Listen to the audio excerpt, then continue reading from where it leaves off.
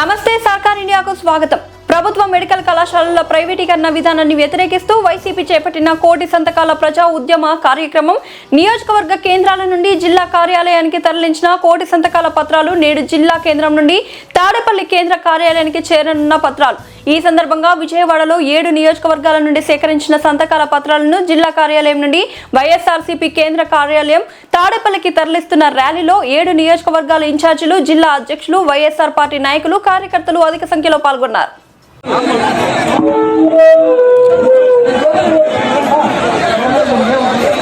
రద్దు చేయాలి medical college ప్రైవేటీకరణ వెంటనే. రద్దు చేయాలి మెడికల్ కాలేజీ ప్రైవేటీకరణ వెంటనే.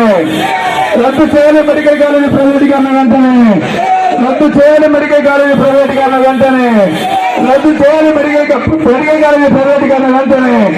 పేద ప్రజలకు అన్యాయం చేసిన మెడికల్ కాలేజీ ప్రైవేటీకరణ వెంటనే.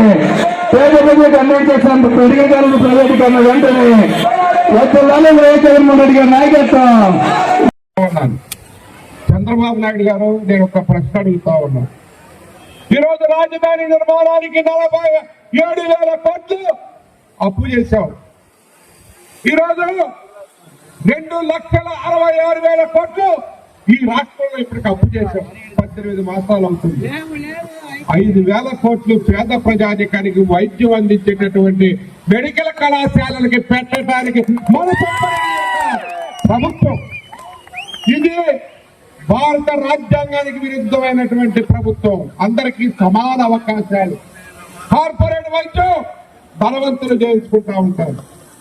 అదేవిధంగా పేదలకి నువ్వు చెప్పే విధానాలన్నీ కూడా తప్పే. పీపీపీ విధానం అంటున్నావు.